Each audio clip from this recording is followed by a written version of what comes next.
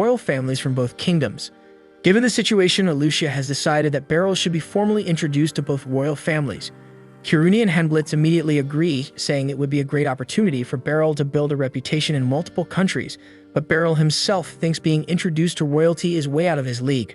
But Alucia points out that Beryl was officially appointed as a special instructor with approval directly from the royal family, so an introduction was bound to happen eventually.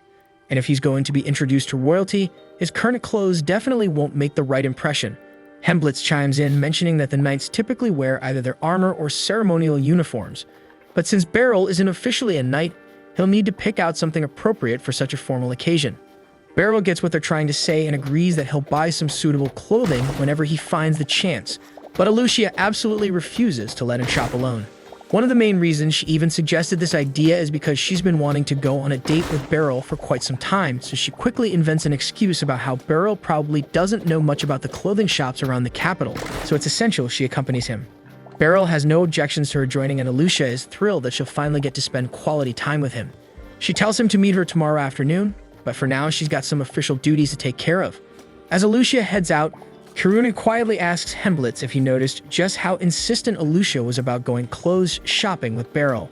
Henblitz assumes she simply cares deeply about Beryl's appearance since he's her mentor, but Kiruni is not buying that, and she's pretty sure there's something a lot deeper going on here. Later in the day, Beryl gets home and Mui tells him the package arrived earlier. Beryl checks the note attached, which turns out to be a message of gratitude from Ibroy. Ibroy wanted to thank Beryl for all the help he provided, so he decided to send a large collection of outfits specifically for Mui. Mui isn't convinced these frilly clothes suit her, but Beryl insists there must be some nice dresses among them, so she can pick her favorites later. Right now it's dinner time, so they both sit at the table and start eating. During their meal, Beryl explains to Mui that he'll soon be guarding some very important people at work, and he needs suitable clothing for the occasion, so he's going shopping tomorrow afternoon with Alucia. Mui recalls Alucia as the silver-haired girl she previously met, so when Beryl casually asks, she reminds him that he's equally guilty for tagging along. Alucia then takes Beryl to a clothing shop she particularly likes, though he feels slightly awkward since he clearly doesn't match the sophisticated atmosphere. When Alucia steps inside, the manager immediately welcomes her by name, asking if he can help her with anything. Alucia responds that she'd just like to browse for a while, and the manager tells her that's perfectly fine, and he's available to help whenever she's ready.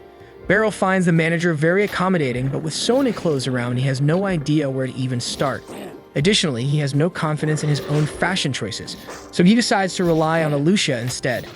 However, when Alucia finally selects something, Beryl realizes with shock that her fashion sense is even worse than his. The manager then walks up and praises Alucia for her outstanding pick, but Beryl immediately knows he's only flattering her to secure the sale. If he shows up at the delegation dressed like that, he'll never hear the end of it, so he gently suggests they'd better keep browsing before making any purchases. Beryl has now fully accepted that leaving the decisions to Alucia will leave him looking damn ridiculous, so he needs to step up himself. He scans around the shop and notices a suit in the corner that seems ideal for him. Alucia complains that it's not ornate enough for her taste, but something simple and neat is exactly what Beryl is after. Not to mention it looks pretty comfortable. Alucia remains unconvinced by Beryl's pick, but ultimately it's his call. So if that's what he wants, she'll respect it.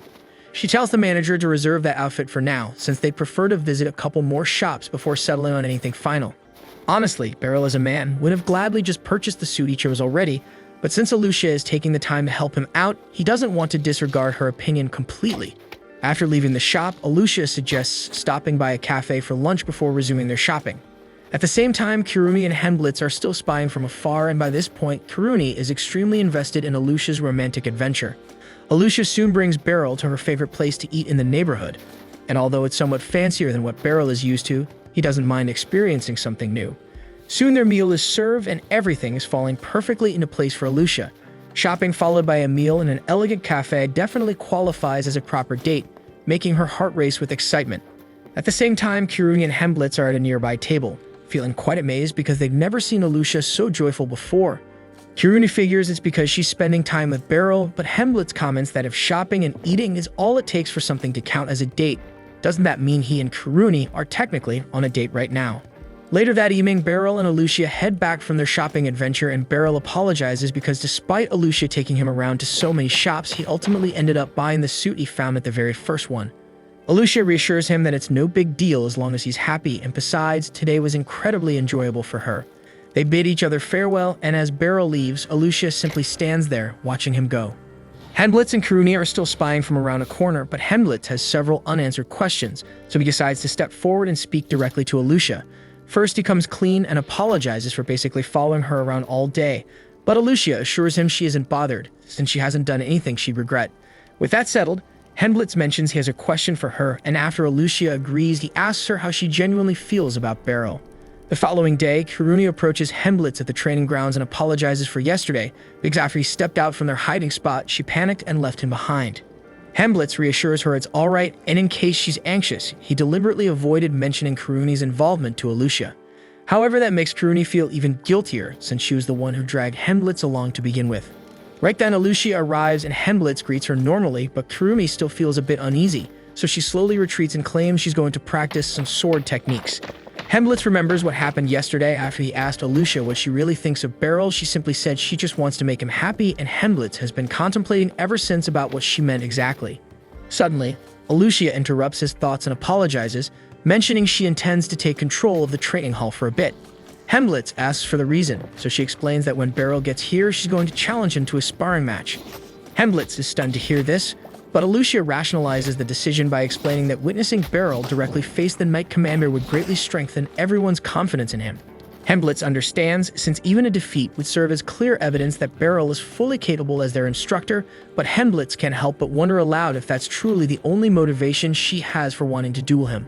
Alucia admits that should she emerge victorious, she's planning to reveal one of her personal wishes to Beryl, but that's as much as she'll reveal, so she politely excuses herself to go prepare. Once Alucia departs, Kirumi returns to Henblitz, curious about what he and Alucia discussed. Henblitz fills her in on Alucia's plans, explaining that she intends to challenge Beryl as soon as he arrives, and if she wins, she'll confess one of her personal desires to him. Kirumi starts panicking because that's got to mean Alucia plans to confess her feelings to Beryl, and thinking about it now, it totally makes sense considering how happy she looked yesterday. Both agree Alucia is incredibly attractive and has a charming personality, so any man would be thrilled by her confession, but there's really no telling how things will unfold. A short while later, Beryl shows up, and the moment he enters the hall, Alucia immediately approaches him. Beryl is caught off guard seeing her here since she's usually occupied with other duties around this time, so he asks if she's come for some additional training. Alucia says that's exactly right, telling Beryl she'd like to spar with him, though that's definitely not what he thought she'd say. Alucia mentions wanting some practical combat experience before the delegation arrives, and since she phrased it that way, Beryl finds no reason to turn her down, so he accepts the match. Both grab some training swords and take their positions, though considering Alucia is the Knight Commander, Beryl seriously doubts his chances here. But since it's just practice for Alucia's sake, he's perfectly fine with being at a disadvantage. Just before they start, Alucia warns Beryl that people nicknamed her Lightning due to how swift she strikes. So he better stay alert, and the moment the match starts, she instantly shows off her incredible speed. Beryl manages to deflect her first strike, which is extremely remarkable since most opponents can't even follow her movements, but he's still nervous since he's never faced someone as fast as Alucia before. Alucia quickly continues with several swift slashes, but Beryl skillfully deflects every single attack and maintains his stance. He gradually realizes several things, like how Alucia must have trained relentlessly in addition to her commander responsibilities, and how her usual openings before striking have vanished entirely. Beryl knows he can't keep deflecting forever, so he switches to attacking, but Alucia effortlessly matches him and steadily forces him back. He needs to pay careful attention to every subtle motion Alucia makes if he wants to spot an opening. And when she charges again, Beryl finally notices a minor weakness in Alucia's stance, allowing him to predict her next move and successfully deflect it. Even so, her incredible speed still makes it challenging to keep up, plus Alucia's precision is so sharp that he's unable to land even one clean strike on her. Beryl now knows for certain he can't win against Alucia if he fights cleanly, but there's nothing stopping him from fighting dirty. After Alucia lunges towards him again, she notices a vulnerability on Beryl's flank, so she adjusts her stance to strike it, but before she can land her blow, Beryl swiftly seizes her jacket and flings her down.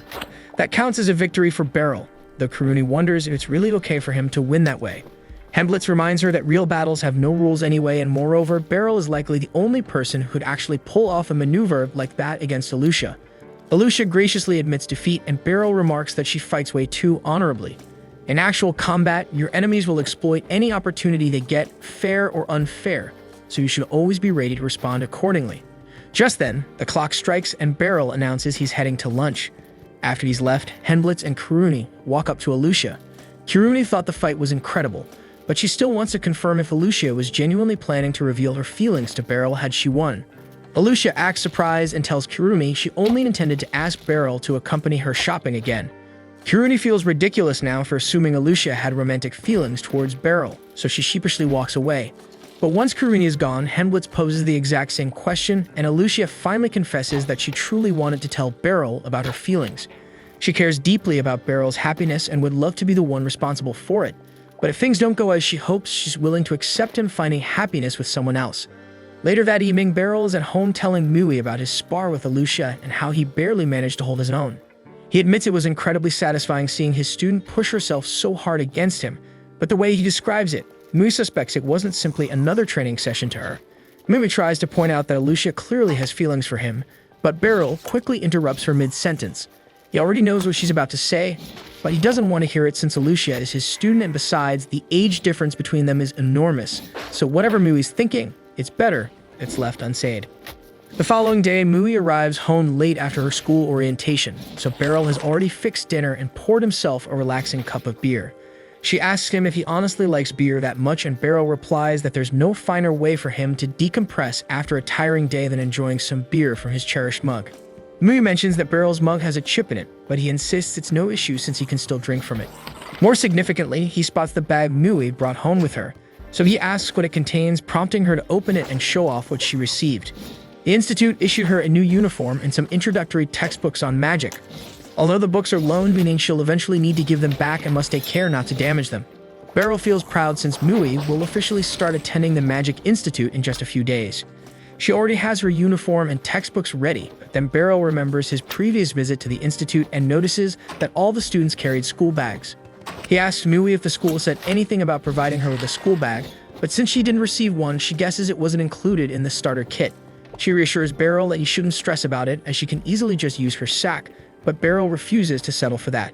He insists that Mui absolutely needs an appropriate school bag before her classes start, and though she personally doesn't care much about what kind of bag she uses, she values Beryl's kindness. The following morning, Serena is summoned to the Guild Master's office as he has a task for her. Serena reads through the report, and Megan clarifies that a team of platinum-ranked adventurers discovered the monster and have managed to trap it within a forest close to the capital. But the guild hasn't executed any decisive actions, yet since they're uncertain whether they possess sufficient strength to subdue it. The guildmaster inquires if Serena would be willing to join the effort, but Serena explains that her abilities alone likely won't significantly alter the outcome against a threat of this scale. At that moment, someone knocks on the door and informs Serena that someone has arrived asking for her. Somewhere else in town, Beryl has just stumbled across an excellent bag store, so he heads inside, only to quickly realize he doesn't have the faintest clue what the hell type of bag Mui might want. The shopkeeper notices Beryl's uncertainty and approaches him, asking if he can be of any assistance. Beryl explains he needs a bag for school, and the shopkeeper immediately guesses that if Beryl is hunting for a school bag at this point in the year, his kid must be transferring into the Magic Institute. Beryl confirms he's correct, so the shopkeeper leads him to a set of bags that Magic Institute students frequently purchase. This is precisely what Beryl was searching for, so he picks out a bag and states that he'd like to purchase it. But then his shopkeeper then informs him that the bag costs 95,000 dalk, and Beryl is so stunned that he momentarily loses the ability to speak. The shopkeeper isn't trying to rip Beryl off or anything. It's just that this particular bag is crafted from imported Solura leather, making it exceptionally high quality. He even suggests some cheaper alternatives if the Solura bag is beyond his budget, but honestly, the budget bags look exactly like what you'd expect, so damn bad. Beryl eventually exits the store empty-handed, unable to make up his mind. All the decent bags are extremely pricey, and even though Beryl could technically afford it at the moment, given his current salary from the Knight's Order, there's no assurance that things will stay this stable forever. He intends to preserve as much money as he can for Mui's future, so he can't justify dipping into his savings just for a bag. Nevertheless, he still desires a nice bag for Mui's schooling, so he must come up with a way to earn some extra cash. As he's heading home, Beryl unexpectedly encounters Serena, who looks like she's troubled by something significant, prompting him to ask her what's wrong. Serena shares that she's recently been requested to handle a rather challenging mission, and she's unsure how to tackle it. She apologizes in advance for being self-centered. but since Beryl is here, she was hoping he might be willing to do her a favor. She asks if he'd accompany her on this mission, as it would greatly ease her mind, but Beryl initially doubts it's wise, since he can't envision himself being of much help in a mission that even Serena finds concerning. But the second Serena mentions there's a paycheck involved, Beryl suddenly has a change of heart and agrees to tag along. Later the following day, Beryl and Serena are riding a carriage toward the mission location. And just to verify that he has everything correctly, Beryl asks Serena again if their only objective is to capture a specific horse alive. Serena confirms he's correct and continues to explain that the remarkable horse is intended as a present for the SPEED royal family when they arrive for the upcoming delegation. Beryl inquires if this means someone connected to the Liberian royal family contracted her, and Serena verifies that's indeed the case, which is precisely why she couldn't simply refuse the job and felt compelled to seek Beryl's assistance. They eventually reach the destination and rendezvous with the adventurers who originally spotted the horse, prompting Serena to request an update from them. The man informs her that they've set up a secure perimeter, so they're confident the horse hasn't left the forest, yet it still hasn't triggered any of the traps they've placed, meaning they currently have no idea where it might be. Serena acknowledges the circumstances and instructs the adventurers to concentrate on keeping the perimeter secure, while she and Beryl venture into the woods to find the horse. They gather their gear before entering the forest to start the search, and as they proceed, Serena provides Beryl with more details about their target. According to what they've heard, the horse has entirely white fur and a silver-colored mane, which makes it exceptionally uncommon and valuable. Beryl had previously hunted plenty of monsters during the days when he needed to guard his farmland. But this is the very first occasion he's been tasked with capturing one alive, and it surely won't be simple, as this horse already managed to elude a group of exceptionally skilled platinum-level adventurers. Eventually, they discover a set of hoof prints left behind in the mud beside a small watering spot, indicating that the horse recently visited the area, but given its apparent intelligence, Beryl doubts it'll return to a spot where its tracks are easily noticeable.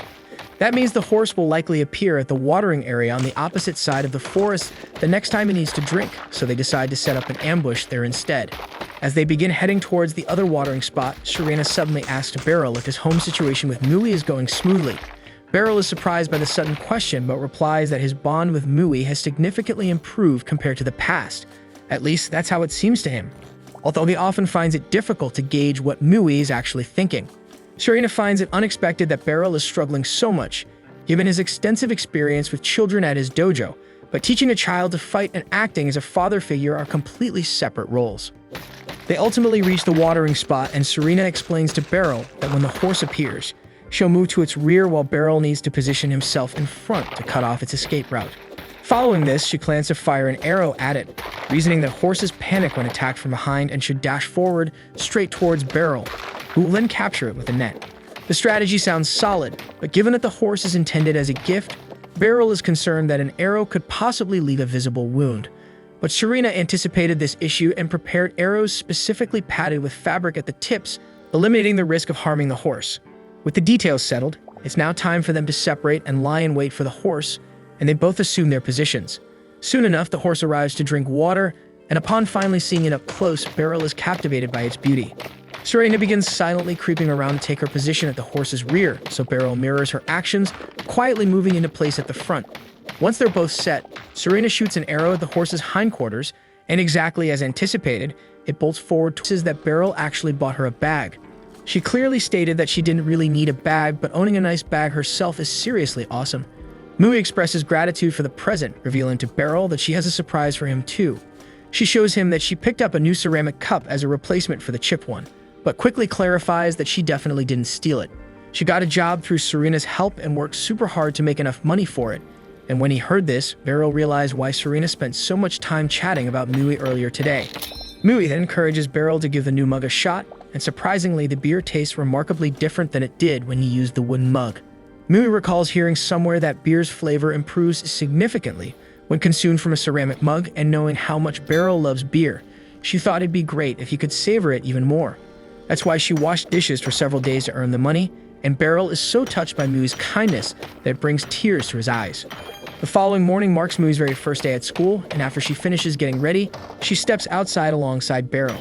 Mui insists that Beryl didn't have to accompany her, but since it's her first ever school day, he simply wanted to send her off properly. Soon, the school carriage arrives, Mui climbs aboard, and Beryl wishes her a pleasant day. Beryl then proceeds to work at the training hall, where Kiruni immediately notices he seems more cheerful than usual today, prompting her to inquire if something nice occurred. Right at that moment, Alicia arrives, mentioning she has something she'd like to ask Beryl. She explains that Soving's Meg Commander and Vice Commander have just arrived, and she and Henblitz are about to meet with them. She was hoping Beryl would participate in the meeting as well. Beryl doesn't particularly have any reason to be present at the meeting, but given everything that's transpired involving Soheen so far, he feels it's wise to monitor them closely, so he accepts the invitation. However, upon entering the meeting room, he is startled to discover that the Soheen Meg Commander is Rose, his former student. Rose used to attend Beryl's training hall several years back, and as Beryl remembers, she had exceptional swordsmanship, so she only stayed at his dojo for roughly 18 months. Still, she appears unusually fond of him, and Alicia is beginning to feel envious. Beryl is amazed that Rose was chosen as the new Deputy Knight Captain of Sphene, but Alicia is curious about what became of Hinnis, the previous Deputy Captain, since this replacement happened so abruptly. Evidently, that topic is sensitive for Katoga, who insists he doesn't have the time to elaborate. Moreover, this meeting isn't just for idle conversation. Their main goal here is to get Rose acquainted with Baltrain Kingdom in advance of the delegation. Rose has actually never visited Baltrain before, so they're going to spend a few days here, letting her get familiar with the city's layout and potential hazards. Alicia suggests assigning a knight to show Rose around, but Katoga informs her that won't be required, disappointing Rose, who is secretly hoping that Beryl might guide her around the city. Later, after training concludes, Beryl prepares to head out for the evening, but as soon as he passes through the front gate, he spots Rose waiting there. He asks if there's something specific she needs, but Rose says she simply hoped to chat a bit, and if he's free, perhaps he could take her on a stroll around the city. Beryl has no reason to decline her request, so he accepts, and as they walk together through town, the two spend some time catching up on what each has been doing since their last encounter. Beryl inquires when Rose joins Sphene's Holy Knights, and she explains she basically enlisted immediately after leaving his dojo. Initially, Katoga personally scouted her, and she's been serving as a knight ever since, though she admits she would have preferred having a more relaxing couple of years first. Beryl completely relates since he was suddenly thrust into his role as special instructor, though he genuinely enjoys the position now. Rose confesses she deeply misses the old times when Beryl instructed her in swordplay while she dedicated prayers to Sphene's deity, but Beryl gently reminds her she's clearly doing very well now, considering becoming a vice captain is quite an achievement. Nevertheless, Rose insists she hasn't really earned the title herself. They urgently needed someone for the vice commander role, and she just happened to be around at the right moment. Rose and Beryl continue wandering through the city a bit longer, and Rose is taken aback by just how gorgeous the area is, so much that she jokes about potentially relocating here. Beryl reminds her she's currently serving as Deputy Knight Commander in another country's order, making any move a bit complicated. Nevertheless, Rose playfully asks if Beryl would welcome her and if she actually decides to move. Beryl considers this seriously for a moment. Someone as upbeat and friendly as Rose would surely be a positive role model for Mui, so maybe it could work out, but realistically that's impossible. As dusk approaches, Rose mentions she has to head back and they say their farewells.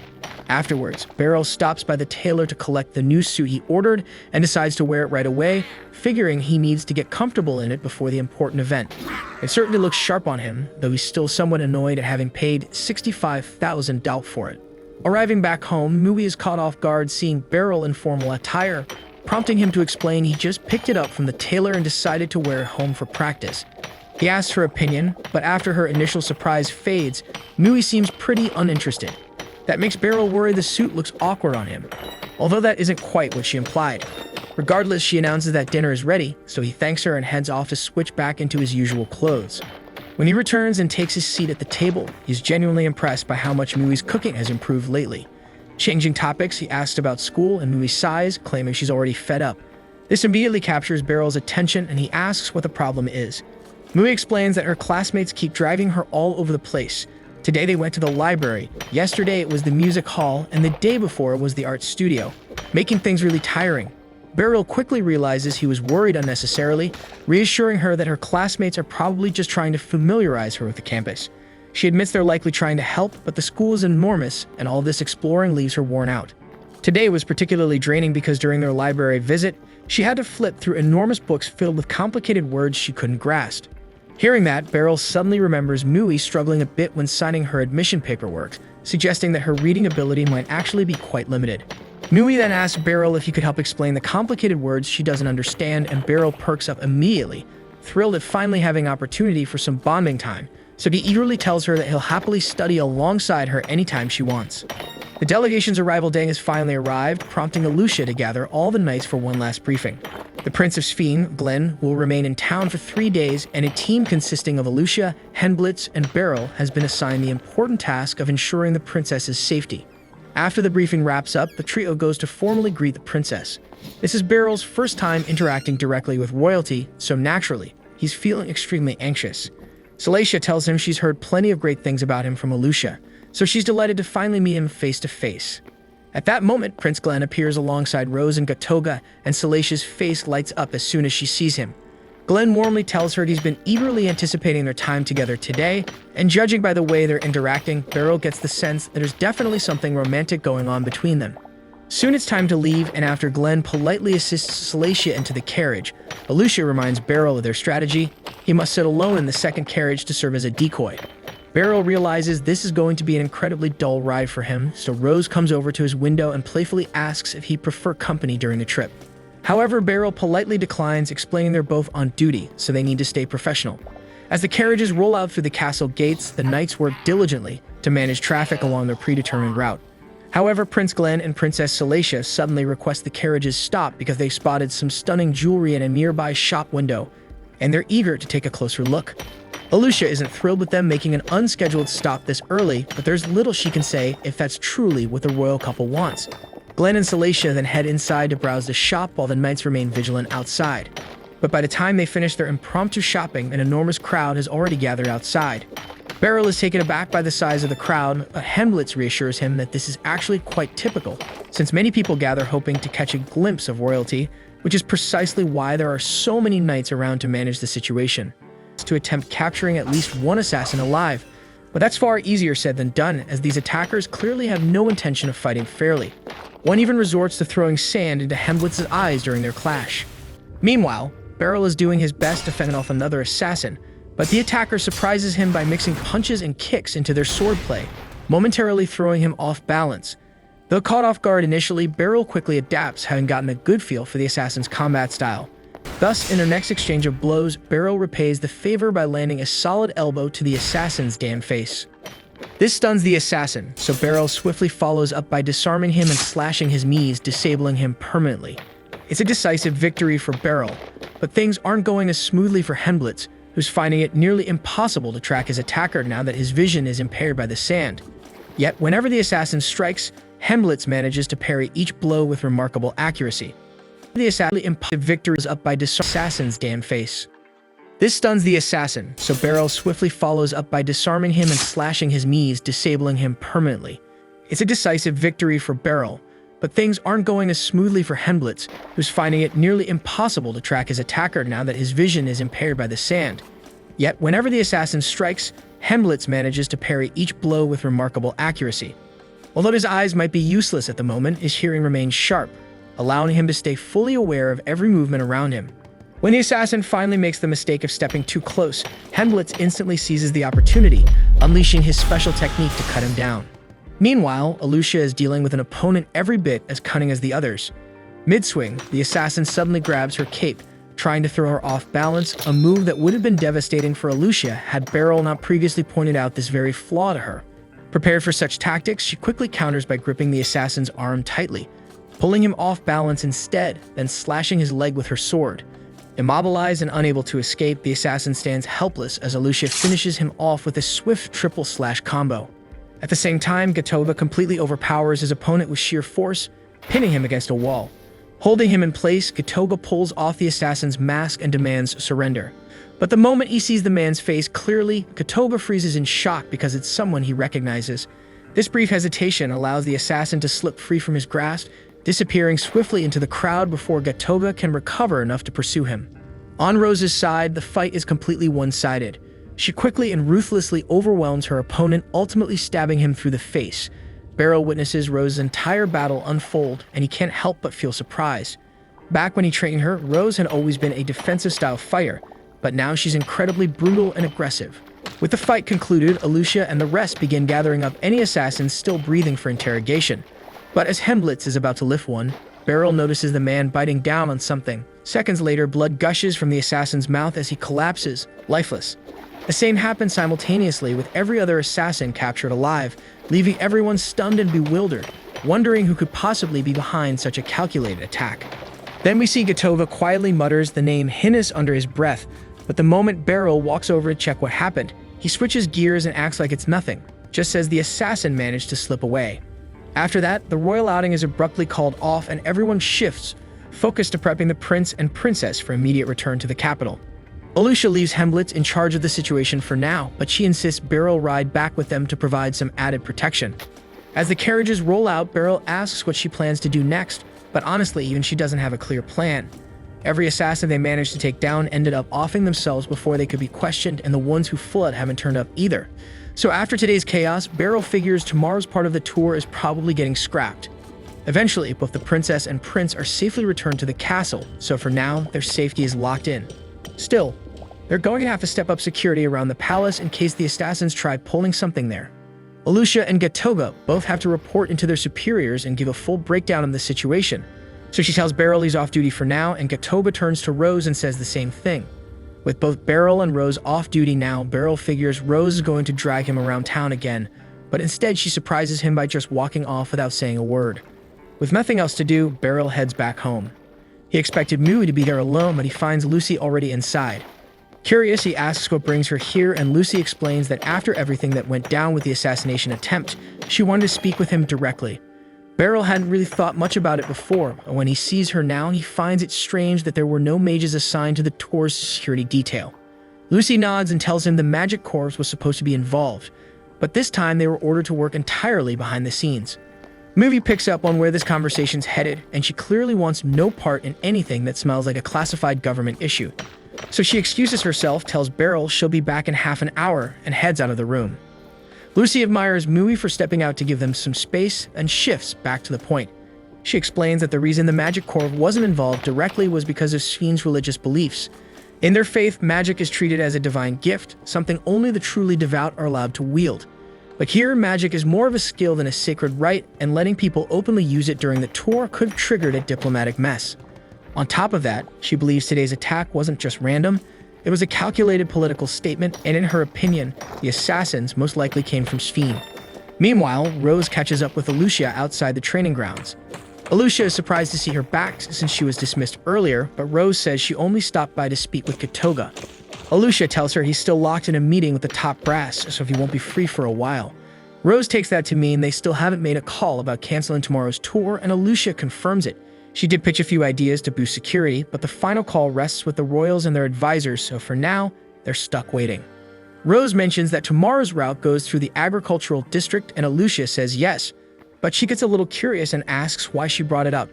Rose says she just wants to get a feel for the layout before the tour starts, and she'd like Alucia to fill her in a bit, since she's clearly familiar with the place. Alucia suggests she just wait and ask Gatova once his meeting wraps, but Rose presses, saying she'd rather not wait around. She knows a nearby cafe and invites Alucia out to chat there instead. Back at Beryl's place, he asks Lucy why she suspects the attackers were from Sphène specifically. She tells him she got intel through Abe Roy and that her sources are solid. According to her, Sphène is in the thick of a nasty power struggle between the Pope's followers and the Royalist faction. Beryl isn't thrilled about getting dragged into foreign politics, but since he doesn't know much about how Sphène's system works, he asks Lucy who actually holds the most sway, the Pope or the King. Lucy's honestly shocked that Beryl doesn't already know this, but since he's never cared much for politics, she decides to walk him through it. In Sphène's political system, the king technically has the highest authority, but because he follows the Church of Sphène's doctrine, he can't just ignore the Pope's stance on things. Still, when it comes down to it, the king gets the final word.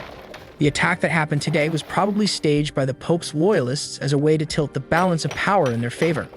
Beryl doesn't quite see the logic in killing Prince Glenn though, because if something happened to him, wouldn't another prince just take the throne and keep everything running the same?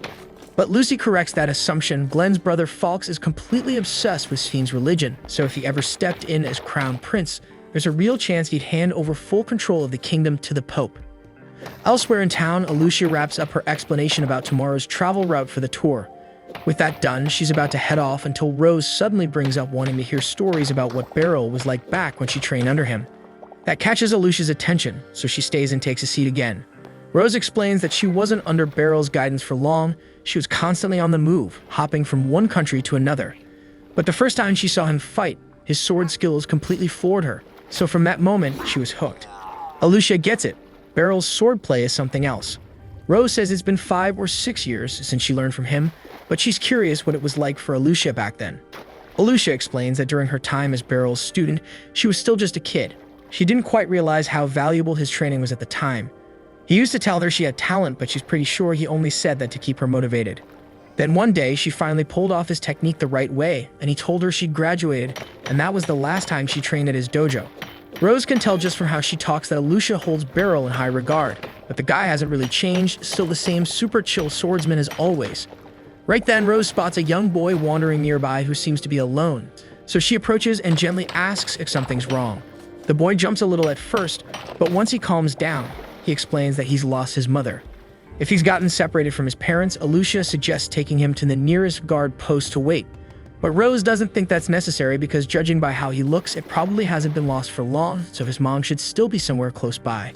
Alucia asks what makes Rose so sure the boy's mother is still close, so Rose explains that his clothes are still spotless, he doesn't look the least bit worn out, and most importantly, he's not crying yet.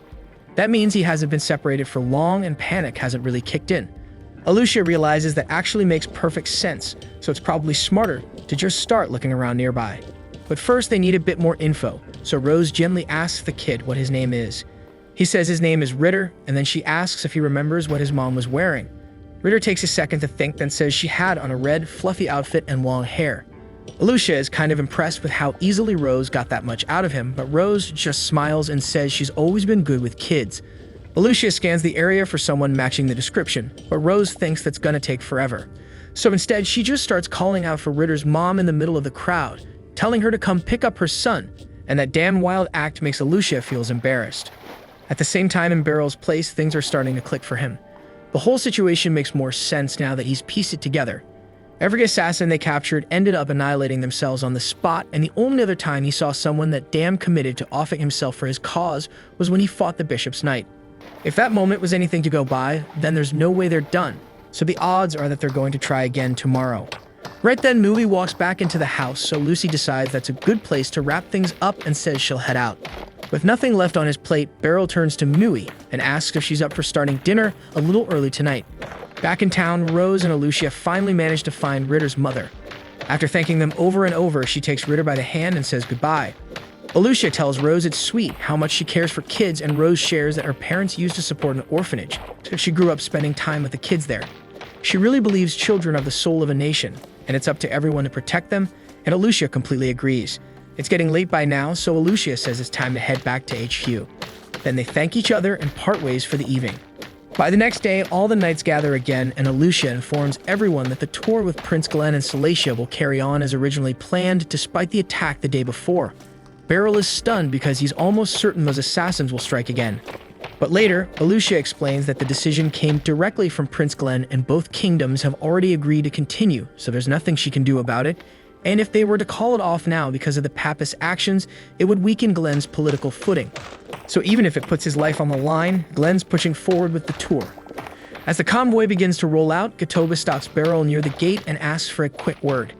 He tells him that one of the attackers from yesterday was actually someone he once served with, and it's Hinnis, the former vice commander who vanished before Rose took command. Having the former second-in-command of the Sphene Knights involved in an assassination attempt against the prince is a damn complicated mess. Gatoga says that if Hinnis turns up again today, he wants to be the one to deal with him. Beryl asks if Alucia knows about any of this, and Gatoga confirms that he brought it up during yesterday's briefing. With that, Beryl agrees that if Hinnis appears, Gatoga can handle him. Later on, Glenn and Salacia reach the farming district, and Glenn is clearly taken aback by the size and beauty of the golden wheat fields. Beryl's pretty amazed too because it's his first time seeing something on this scale.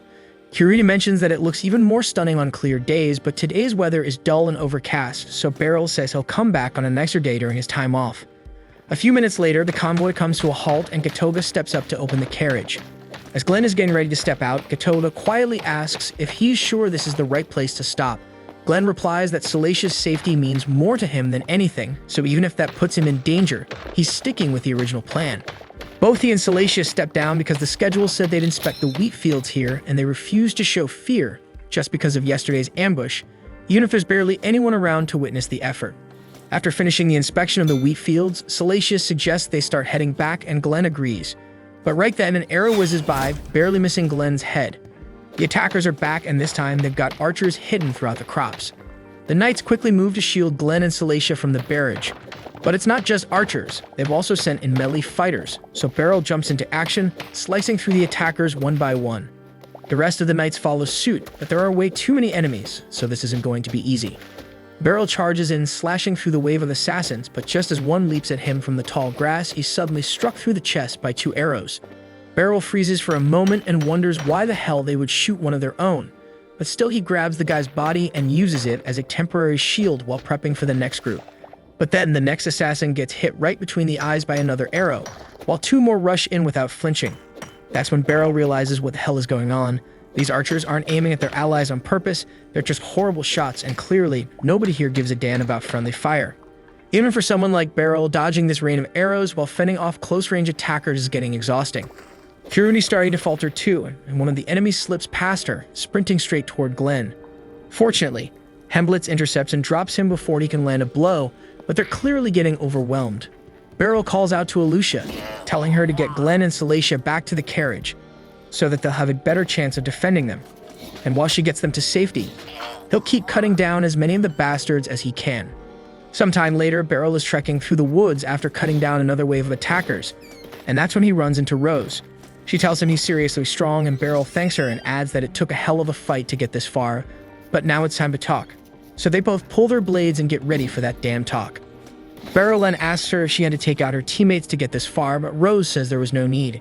It was simple enough to knock them out so she could finish the mission. But she makes it clear that trick won't work on Beryl. She then asks how long he's been onto her, and Beryl admits he started getting suspicious the moment she obliterated that assassin at the theater. With her level of skill, she could have easily brought him down without killing him. Yet she went in for the kill like she was trying to shut him up permanently. On top of that, Beryl noticed an unusual number of assassins slipping through the area Rose was supposed to be guarding, and that's when it clicked. She was letting them through on purpose. He then asks her if Glenn taking the throne really justifies causing all this chaos, but Rose says she has every reason to do what she's doing. She throws the question back at Beryl, asking what he would have done if he were in her shoes, watching her homeland crumble day by day while a useless political war leaves children starving and freezing to death. Beryl doesn't really know how to answer that because he's no expert in politics, but as her teacher, he can't let her go down this path. Rose then asks what's so wrong about what she's doing. It's all to help people, but Beryl's sure of one thing. The children Rose wants to save would never want her to protect them by drowning herself in blood. Realizing she's never going to get him to see her side, Rose raises her sword to fight, but Beryl's still not ready to give up on her. He tells her they're going to talk this out properly after he stops her. Back at the carriage, the others are still doing everything they can to protect Glenn and Salacia. But things get worse when one of the assassins fighting Hemblitz suddenly activates some kind of strength-boosting magic. Alucia tells everyone to stay focused and keep fighting with everything they've got, but Kiruni's starting to worry about Beryl. She wants to run to him, but right now they're barely holding on here, so they have no choice but to believe Beryl can take care of himself. What they don't know is that right now, deep in the woods, Beryl and Rose are clashing swords, but Beryl's holding back, only defending himself because he still doesn't want to harm her. Rose mocks him, asking how he plans to stop her if he won't fight back, and Beryl admits that it's going to be tough. Then at one point, Beryl notices how Rose keeps shifting her stance in the mud, and he instantly realizes she's lining up for a heavy strike. Right as she swings, he ducks under clean, leaving her completely exposed. He could have ended it right there if he wanted to, and Rose knows it. That's when it hits her that she doesn't stand a chance against Beryl in a straight fight, but even knowing that, she refuses to back down because if she fails here tonight, the kids at the orphanage are dead. That shocks Beryl, but Rose explains that the Pope's taken all the orphanage kids hostage. He's using them as leverage to force her hand in this assassination. It's a huge bombshell, but Rose acts like it doesn't matter. She says spilling it doesn't change the fact that she still has to kill Glenn, no matter what. But Beryl's whole energy shifts when he hears about the hostages. Rose is caught off guard because this is the first time she's ever seen Beryl look this furious, but he says it's not her he's mad at. Rose disagrees and says he has every reason to hate her for going along with this. It's a shitty situation, and as much as Beryl wants to avoid it, he makes his call. He's taking her down right here, right now. And Rose, without flinching, seems ready to face it. She rushes in again, but Beryl reads her like a book. Even though she's packing a shield, he still blocks and sidesteps her. She does manage to catch him with a minor cut across the cheek, though. The shield's helping her defend sure, but it's also working against her. It limits her reach and screws up her angles, which ends up buying Beryl just enough space. He lunges forward, swinging hard, but Rose blocks every hit, keeping up the pressure. It's a grind, and Beryl's having a rough time reading her rhythm with that shield blocking half his view. Still, little by little, he starts to see a gap. Then Rose commits to another strike, and that's when Beryl makes his move. He shifts his footing and cleanly knocks her blade off course, catching her wide open again, and this time he doesn't hold back. Beryl brings his blade down hard, cutting across her chest. Blood sprays out over the dirt, and in that moment, Rose knows it's over. She didn't think she'd die like this, not by Beryl's hand. She always knew he was strong, but she never imagined he could pull something like that. Beryl, on the other hand, admits he was just winging it, and if Rose had lasted a bit longer, that trick probably wouldn't have worked again. Which is exactly why he had to finish it with that one final strike. Rose then tells Beryl to finish the job because if she's gonna die, she wants it to be by her master's hand. But Beryl says that he can't do that shit, and he wants her to live to face what she's done and take responsibility for it. Besides, part of this mess is on him. If she went this far off track, then he failed her as a mentor, and now it's on him to make that right. Right then, Gotova shows up and freezes when he sees how bad Rose is hurt, and he immediately starts using healing magic on her. Beryl then asks him what happened with the archers, and Gotova explains that he took care of them all, but noticed Rose sneaking off into the forest, so he followed in case she needed backup. Right now, there's not much he can do for her injuries, but he's managed to stop the bleeding, so her life isn't in danger anymore. Still, he wants to know what the hell happened. Beryl tells him the others managed to keep Glenn and Salacia safe long enough for them to get out. But as for Rose, Beryl admits that he was the one who struck her down. Gotova is stunned, but Beryl goes on to explain that Rose was part of the assassination plot. Gotova's face says he can't believe it, but Rose confirms it's true. Then Beryl adds that she was being forced into it. The Pope's got the orphanage kids as hostages, so Rose didn't have a real choice. Gotova is horrified that the Pope actually went that far, putting innocent kids' lives on the line just to control one person. But thinking about how devoted those assassins were, willing to die without hesitation, it makes sense. They clearly don't care about human life, not even children. Now, with everything Beryl just laid out, Gotova says their main priority has to be tracking down those kids and making sure they're safe. But before that, he has one thing to ask Beryl. He says he's got to report that Hinnis was the one behind everything, and that Rose got wounded trying to take him down. Rose cracks a weak joke, saying he'll get himself in trouble for covering for her. But Gotova says if the truth gets out, Rose will be executed, and he's not gonna let that happen. Beryl's surprised because he doesn't get why Gotova would go this far. But then Gotova drops the real reason. Rose is his sister. Well, stepsister. They're not blood relatives, but they've been together since they were little, and he's not about to let her die like this. Beryl's honestly taken aback by everything, but he tells Gotova not to worry because he has no plans of ratting Rose out. Still, he's curious, so he asks Gotova where his loyalty really lies. The Pope or the Prince? Gotova says that as Knight Commander, he's supposed to stay neutral when it comes to political games. But if we're being honest, he's on Prince Glenn's side. Rose, however, isn't so convinced about the royal family. She says she's got reasons not to trust them, mainly because the Pope told her the royals pinned a bunch of false charges on Bishop Revios. That grabs Beryl's attention, and he asks what she means. Rose explains that Revios was accused of twisting holy scripture for selfish reasons and breaking divine taboos. Rumor has it the royal family made the whole thing up, but Beryl shuts that down quick and says that Revios absolutely did all of it. He knows because he's the one who brought the bastard down and he saw it all himself. Revios recruited criminals to steal corpses and try using them to pull off a resurrection miracle, even though that kind of sorcery is totally off limits. Rose is floored because she suddenly realizes that the Pope has been feeding her lies from the start, and now she's not even sure if his promise about saving the orphanage kids was ever real. Beryl says he's never met the Pope himself, so he can't say what kind of man he is, but based on everything, he tells Rose to seriously rethink where her loyalty stands. It's a tough pill to swallow, but Rose gets it now. Everything she did might have been pointless. Still, now that she knows the truth, she says she's not ready to die, not until she's made things right and chased real justice. But for now, she's still in bad shape, so Gotova picks her up and gets ready to take her back.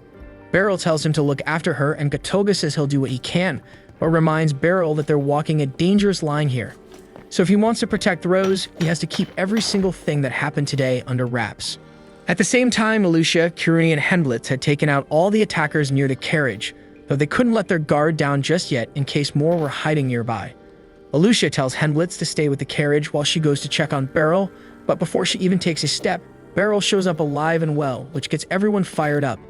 He says he followed Rose into the woods to deal with the assassins, but she got seriously injured in the process, so Gotova had to carry her off to get help. Still, he doesn't think there'll be any more ambushes coming their way, and hearing that Alucia says she'll go arrange for some fresh horses so they can head home right away. Once they're back at the training hall, Alucia fills Beryl in on the higher-ups' decision. The Agriculture District tour is officially done, and since their squad made it through with barely any losses, the whole thing won't cause any problems for the royal family's public image. That said, they'll still have to pay up for the farmland and crops that got wrecked during the chaos. Right then, one of the knights walks up and hands a letter from the royal family to Alucia. When she reads it, she finds out she's been invited to a formal banquet in recognition of her outstanding performance.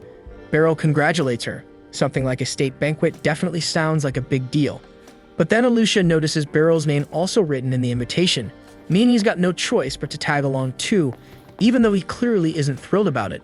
When banquet day rolls around, Beryl's still trying to figure out how he got himself into this mess. He's seated at a table full of the kingdom's top brass, and he can't believe how Alucia is just sitting there cool as ice, though that kind of poise makes sense, considering she's the knight commander and probably used to this sort of thing. Eventually, King Gladio and Princess Salacia enter the banquet hall, and once they're settled, the king personally thanks Alucia for her help protecting his daughter. Beryl's a little stunned that she's casually talking face-to-face with the king himself. The king also brings up Beryl, saying he heard how big of a part he played in keeping the attackers off their backs. Salacia jumps in too, talking about how awesome he looked while fighting them off. Beryl doesn't think what he did was anything that special, but the king genuinely appreciates everything he did. On a more serious note, the king brings up something he's been wanting to share. It's not official yet, but he tells everyone that Salacia is set to marry Glenn pretty soon. She'll be heading out to Skeen for the ceremony, but honestly, the king's feeling a little uneasy about sending her off to another kingdom, especially since Skeen's neck-deep in political chaos. That's why he's been thinking of forming a royal guard unit specifically to look after Salacia, and he had Beryl in mind to lead it. Now, Beryl wants absolutely nothing to do with that shit, but turning down the king flat out isn't really an option, so he's stuck in an awkward spot. But thankfully, Alucia jumps in and tells the king that Beryl's too important to their knight order to just hand over. She insists they can't afford to lose someone like him right now. Since she's so firm on that, the king backs off on the royal guard idea, but he still has one last thing to bring up. He says he's heard Beryl is a sword master, and hopes he'll live up to that title by continuing to serve and protect the nation. Beryl's caught off guard by the sword master remark, so he figures Alucia probably mentioned that at some point. He's not really in a spot to deny it now that the king said it out loud, but deep down Beryl feels like that kind of title is way too much. After all, he's never even managed to be his old man in a proper duel. Once the banquet wraps up, Beryl heads home and shows Moo the gift he got from the palace. It's this elegant glass dish, but it looks too fancy to actually use. He doesn't want to just stick it on a shelf either, so now he's got to figure out what the heck to do with it. Back in Beryl's hometown, his father receives the same glass plate because Beryl had it shipped out to him. With it came a letter explaining that Beryl was given the dish after being invited to a royal banquet, but he couldn't bring himself to use or display something so nice. He figured his dad would appreciate it more, and he also mentions that the king called him a sword master, but says he doesn't feel worthy of it yet. Beryl's father shakes his head, wishing his son would finally realize just how talented he really is. Still, he understands that Beryl's only that humble because he knows there's always more to learn. And honestly, he's looking forward to seeing just how far Beryl's going to take his sword talents.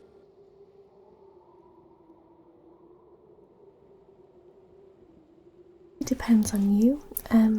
If you want them to be grade trained, you can start them off very, very young, so basically from being a puppy. Yeah, people might think, oh, that's a bit cruel if you're leaving them in the grate, but it's really not. It creates a safe space for them where they know they can go if they're overwhelmed or not feeling well and things. Yes, am I alright just to get scruffy out?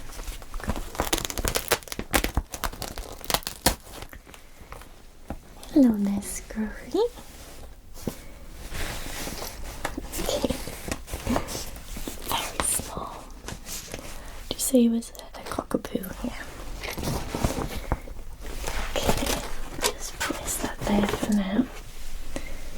Alright. You can see he's got nice bright eyes. A little damp nose, which is good. Haven't noticed any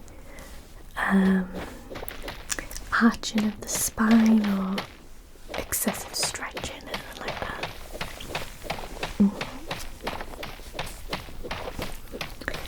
Okay, his patella seem okay. His sometimes in little dogs, their kneecaps can be a little bit temperamental.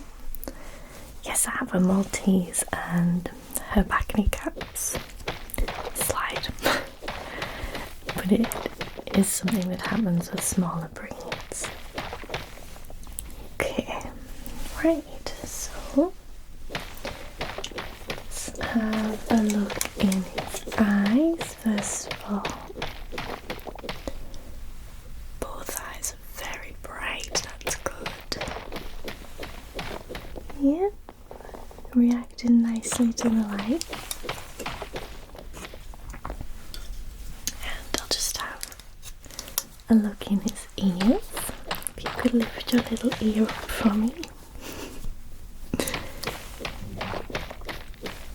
Okay, it does not like there's anything untoward going on there. Hasn't been here. There's a couple of puppy teeth just hanging on. If they're not gone in the next couple of months, say by May, we'll need to extract those just because it'll stop the adult teeth coming through. Is that okay? No, it's a pretty routine procedure. We do it all the time. Just means they don't have trouble getting the big teeth. Okay, that's all looking good. Now, which paw did you think it was? This one? And he's been limping on it, yeah. Okay. Let's have a little look. Just gonna give the fur around it a little bit of a trim. Just so I can better see what's going on.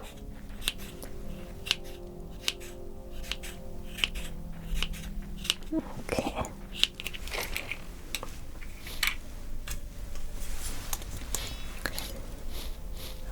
Yeah, there's a little tiny thorn. No, it can happen. What we recommend is when you take them out for a walk, no matter what weather it is, when you bring them back, just get a bowl and just scrub their feet a little bit. Not too harsh, it doesn't have to be with soap or shampoo or anything, just with water and a damp cloth, just to make sure there's no gravel or thorns or anything. And then if they are uncomfortable, they'll let you know straight away, so you'll be able to get it sorted really fast. Yeah, so what I'm going to do is I'm going to take this little thorn out of Scruffy here. Okay. It should be good as new. Okay, let's just see if I can get hold of it.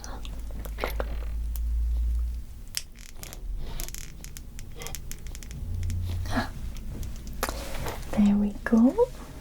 Very, very brave. I'll just put a little bit of ointment on that just so it doesn't get infected. Okay. You can just sit there for a moment. Let's see which ones I have. Okay.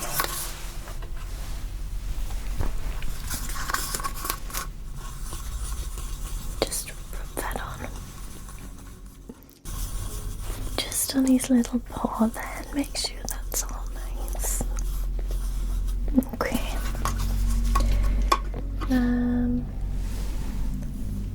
No, we shouldn't need a bandage or anything like that. It should just heal on its own.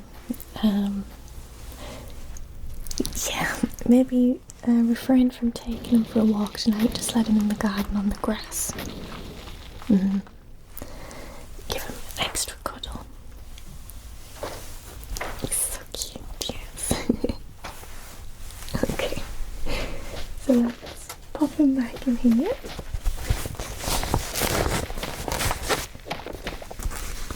Okay, it's very well behaved, didn't make a peep.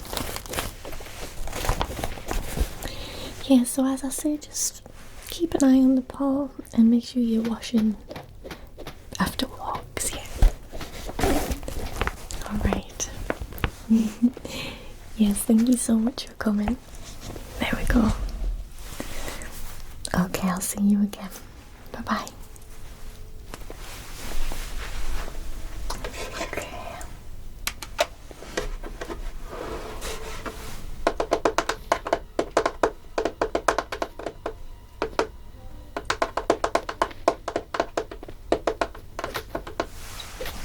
Yes, you can send in the next one, thanks.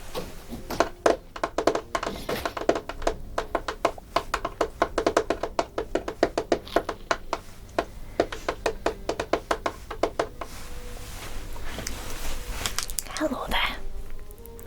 Yes, so you've brought your little cat in, yeah. Yeah, so what's happened? Fell out of a tree. Okay, well yeah, cats tend to do that. Just want to give them a full check just to make sure. Okay. Do we have them on our records? No. Okay. So what's the cat's name?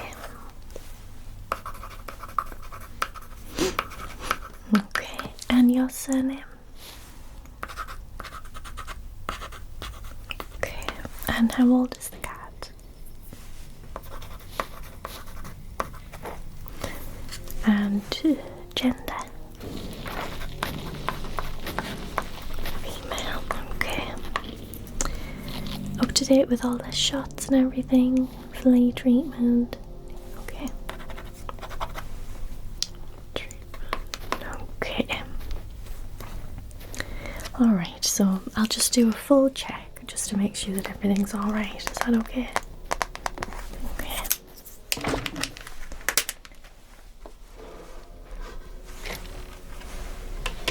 So I'm gonna have a listen to your heart first. Okay.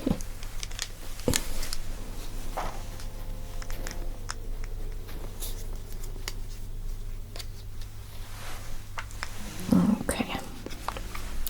So just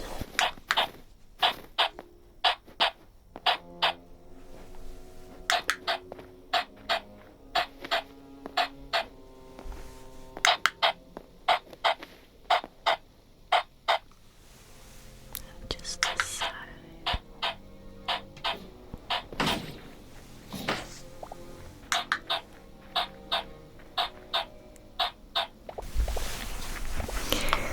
Yep, heart sounds very good. Yes. Right, now I'm going to take their pulse. Yeah. So, can you just give me a paw? Good cat, okay. So we'll just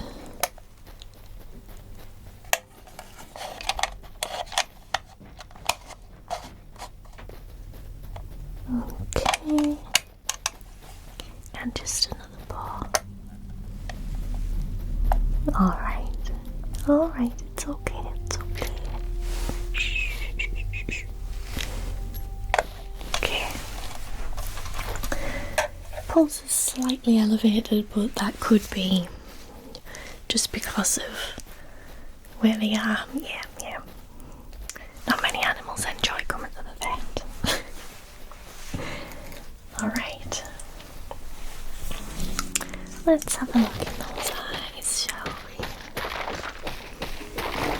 Yeah, that's looking okay. Pupil response is good.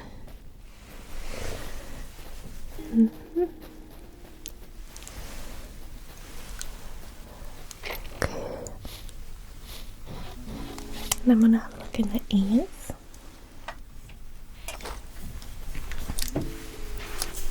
Yes, so if you can look in this ear. Okay, that's looking alright.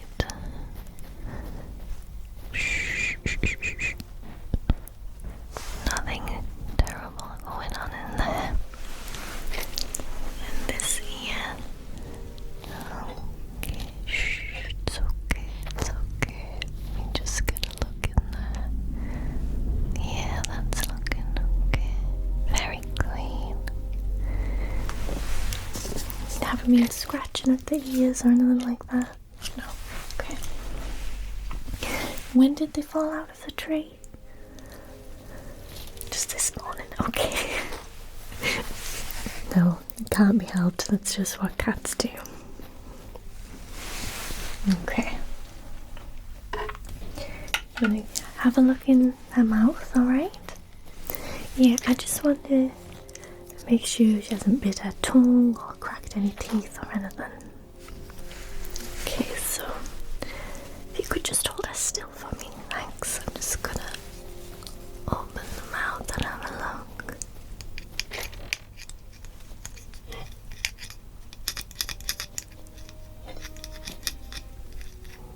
Okay.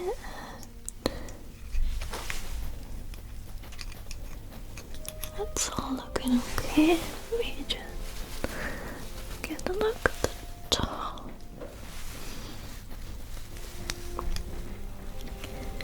Alright. Okay, I know it's scary. Yeah, it's very scary. That's okay. You nearly done, alright?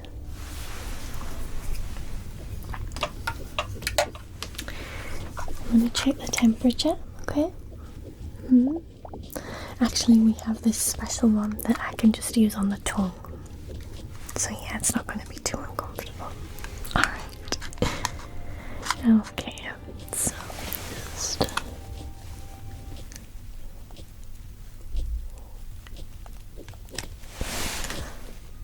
Perfect, temperature's fine. Don't have a fever or anything like that. Yeah. So I'm going to check the joints now. So let's check the front leg.